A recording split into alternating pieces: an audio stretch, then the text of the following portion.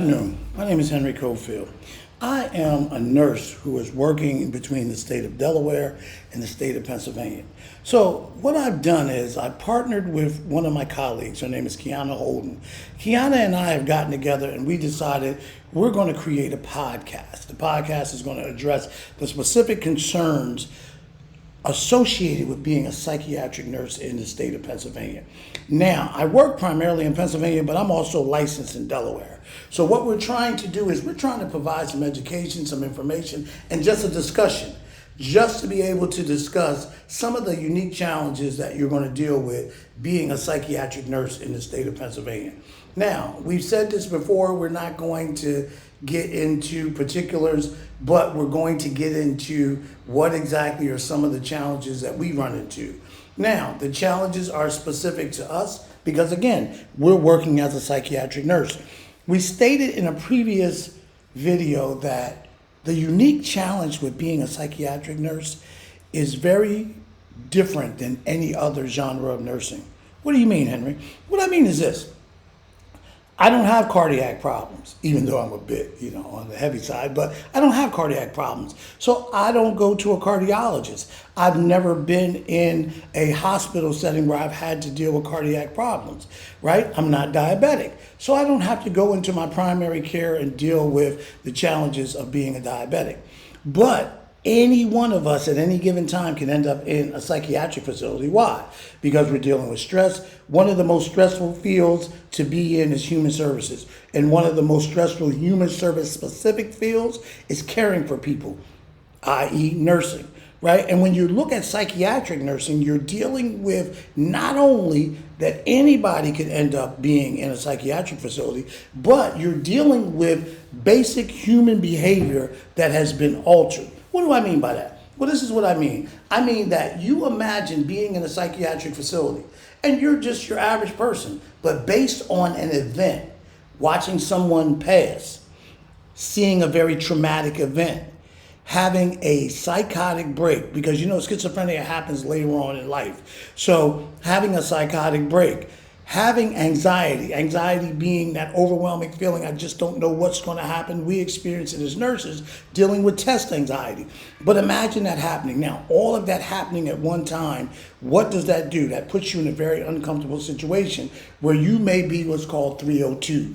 302 means that somebody else who's watching you, whether it's a family member, a husband, a wife, in some cases, if you're an adult, a child, right, may have to actually contact someone like me or contact a crisis management individual or a service. And what they do is they come out and they assess you. Now, based on the outcome of the assessment, they determined, you know what, it would be in your best interest to go into a psychiatric facility. Delaware has a few psychiatric facilities. Pennsylvania, as you know, historically has been very prominent in the psychiatric field. So there's a lot more psychiatric centers in Pennsylvania. So you end up in a psychiatric facility. Now you're in the psychiatric facility and you're there for at least a 72-hour observation. In 72 hours, you're seen by a psychiatric nurse practitioner possibly, or you're seen by a psychiatrist. More than likely, it may be a psych NP because, again, that's what you're seeing a lot of emergence that happens right now. Now, you're seen. They say, okay, we need you to stay for 72 hours. Now, within that 72 hours, you're there. Imagine you just go from working, taking care of your family. Maybe you're a truck driver taking care of your family. Maybe you work in a fast food environment. Wherever it is you work, now you're put in this environment. Your clothes are taken. Your ability to come and go is taken. You can't smoke cigarettes in most of these facilities, right? And you're given a 24-hour observation that somebody's always there monitoring you. What do you think is going to happen with that? Well, what's going to happen? I'm going to share it with you. Over the course of us interacting, that's just one discussion that we're having about what can happen when you're working in this environment. You have other examples of situations that may occur based on staffing shortage. Imagine you're walking in, and I'm an agency nurse. What does that mean? I'm an agency nurse, meaning that I work with agencies because I like to have the freedom of my life. I want to be able to come and go as I please. I want to be able to do the things I want to do. So what you do, you sign up for an agency, and the agency sends you to different locations. You may have an 8-week contract, you may have a 12-week contract, maybe 2 days, maybe last minute they need somebody to cover overnight. So with that, it gives you a lot more freedom. Well, when you go into that, there are specific challenges that you may encounter with that. You have a nursing shortage, so you're coming in, and a lot of times nursing agencies pay more because they don't have any benefits. That means if you don't work, you don't get paid. If you get hurt on the job, you may have just a short, insurance policy. There's no real security with that.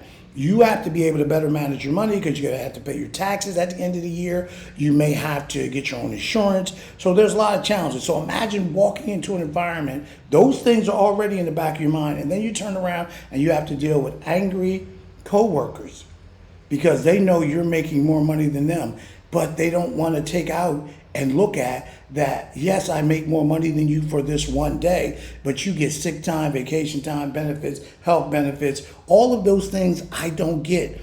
And a lot of agencies don't offer that, particularly with psych nursing. We're not going to talk about the other ones. We're going to focus primarily in this discussion on psych nursing. So that's another unique challenge as you walk into an environment. These are some of the things that I think need to be discussed. These are some of the things that you may need to be aware of because I think psychiatric nursing is a specialty, and I am a psychiatric nurse. I walked into it being a psychiatric nurse. That's what I said when I went to school. I wanted to deal with psych. And most people that deal with a specific genre of nursing have a passion for it. That's what they do. So if people are in healthcare, people pick what component of healthcare they want to be in. Some people, my mother was a nurse. My mother worked with gerontology, right? My mother always did nursing homes. She worked with the hospitals years ago in Delaware. A lot of those hospitals don't even exist right now. But she worked in various hospitals, and she decided that she wants to do geriatric nursing. So then she worked in all the nursing homes. Nursing homes have their own unique challenges because not only are you dealing with the geriatric population, so you're dealing with death, you're dealing with a lack of family involvement, you're dealing with a lot of medication, you're dealing with a lot of comorbidities, you're dealing with a lot of limitations, you're dealing with specific diagnoses that are for people that are aging. What we think of primarily is Alzheimer's. It could be debilitating, could be amputations. There are so many things with a nursing home. And again, now you imagine walking into that environment as an agency nurse because you're dealing with the psychiatric component. Now add all of those things we just described and add that into the psychiatric component. That's another example of what it is we want to talk about. So it's a plethora of things for us to talk about, and we just want to find out, do you think that's a viable need? Now, I've been a nurse since 2016. My colleague, as I say, her name is Kiana Holden. Kiana's been a nurse for over 10 years, so she's worked in many different arenas. So she and I have gotten together because we met at a facility and our energies connected. So we were like, you know what, this would really be good. We've continued to be colleagues. She's continued to help me immensely in a lot of things that I have desired to do. And I've been able to reciprocate those things to be able to help her in some of the things she wants to do. So it's been a good connection, and when you meet people, it's very important that you connect with people. As I say, some people are there for the bag, meaning they're just chasing the money. Some people are there and they're not really the best people to have in your life. Not that they're good or bad, they just may be a bad connection to you. You ever meet those people that just what they do and how they perceive life just doesn't work for you? And you got to be careful of those because those people will grab onto you and they draw your energy. They'll try to stifle you. They'll try to manipulate you. They'll try to get you to join in with different things that are going on. And again, you're coming in as an agency nurse. I don't want to be all wrapped up into those things there because those are some of the challenges that are unique for the people who have invested their time, their energy, their effort, and their careers with this particular entity. I'm an agency nurse. That means I'm hopping all over the place. I don't want to get all caught up into those things. Not that I don't care. If there's things that deal with, number one, patient safety, I'm going to address it. If it's something that deals with a child being hurt or someone who is incapable of managing themselves being hurt, absolutely. And with mental health, all of those things combine together. So if it's any of those things, I'm going to address the necessary entities, whether it is Child Protective Services, whether it is a supervisor, whether it is a director, the facility, whatever it is, I'm going to honor the field of nursing, and I'm going to honor that I'm a mandatory reporter. I'm not talking about those sort of things. I'm talking about those sort of manipulative ways. Again, let's be transparent. You have those who are there that are trying to sue. You got those who are trying to, and when I say sue, I'm saying trying to get some sort of lawsuit going on. You got those who are there to do other manipulative tasks. I'm not judging. I'm not passing any kind of accountability. I'm saying that's not the energy that I'm on. I'm there to help people to be able to get to the next level in my career. So again, I say you got people that are chasing the bag. They're just there to get money. You got those who have what I just described, all of those things there going on. You got those who are seeking to get position. So they want to be the charge nurse. They want to be the lead nurse. So there's a lot of manipulation that goes on with that, a lot of challenges, right? You have those who have this feeling of superiority, those who have this feeling of inadequacy, and those who are just trying to balance it out. So you have what's called a lateral violence that goes on, right? You have horizontal violence that goes on. That's the people that are in the higher places that talk down to you, demeaning, demoralizing. So there are so many challenges when you look at different personalities, different energies that people produce. So I want you to be careful with them. And here's what we're going to do. We're going to sit back and be able to have a discussion. We're going to be open to having any information that you have, because I may be perceiving things a little different than you perceive it. It's not right or wrong. It's just offering a quality of perspective that is unique. Now, my challenges are unique. I'm a black man, so my challenges are unique. I'm a man in a field that's predominantly dominated by women, so I have to watch my tone, my pitch, my octave, but I will stand on integrity. Again, patient safety trumps everything. Medical safety trumps everything. Medication priority. If I see some sort of error, I'm going to address it. That trumps everything. And when I say trump, what I mean is it is what's necessary to maintain our licenses, because the goal is to maintain your license. So these things here are just some of the things I'd like to be able to talk about. I really want us to dig into it.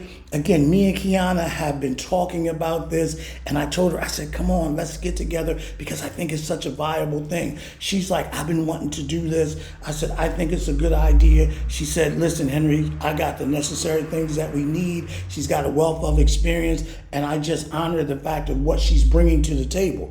So again, it's not my idea, it's her idea and our ideas combining together to be able to make this work. So again, Kiana isn't here right now, but Kiana will be available as we continue to have these discussions. And the reason I make reference to Kiana is it is good to have others who can look at not only you, but look at the situation. So Kiana helps me to look at me, because I'm looking at me, because she knows a little bit about me. So you know how exactly I think, you know some of the challenges I have. And when you have a quality peer relationship, when you have a quality colleague relationship, when you have a a mentoring relationship, you have all these dual relationships. These entities, these people are able to talk to you and reach you because they know the challenges that are specific to you. And then you can look at the situations. So a lot of times I may be right, but my delivery may be wrong. A lot of times I may be right, but the timing may be wrong. A lot of times I may be right, the tone, the octave, the pitch, the nonverbal stance, because 80% of communication is what? Nonverbal. So these are some of the things I want you guys to know, that these are what we're going to bring about. Now, as I say, this is going to be my first attempt. So as you can see, the quality of the video, I'm hoping is good. The background, as you see, eventually I'll get some other stuff in the background. But I just wanted to get this started because I think it is such a need. So I said, you know what? I'm going to start this journey today. So if you want to, you can begin the journey with me. I'd like you to send some information, some questions that you may have, right? And you can send it to my email address. My email address is coffieldtherapy@gmail.com. COFFIELDTHERAPY @gmail.com. I use that as my business email, so I'm able to get a lot of information that way, and that's usually the way I track it. But I want to be able to make you guys aware that it is such a viable need. I want to talk about how we became nurses, how I became a nurse. My journey is a little different than most. Kiana's going to tell you about her journey to become a nurse, how to become a bachelor's nurse, because I started out as an associate degree. Then I got a bachelor's degree. Now I have a master's degree in nursing. Again, and the unique challenges that go along with that. So I started out in Delaware, working in Delaware as a nurse, and then I went to Pennsylvania to work as a nurse. I like Pennsylvania because it's broader with regards to psychiatric services. It is a lot more in depth with psychiatric services. Philadelphia is the fourth largest city in the United States, last I checked. I could be wrong, but it's a very large city, so it has a very large, diverse population. Very diverse, very large, very.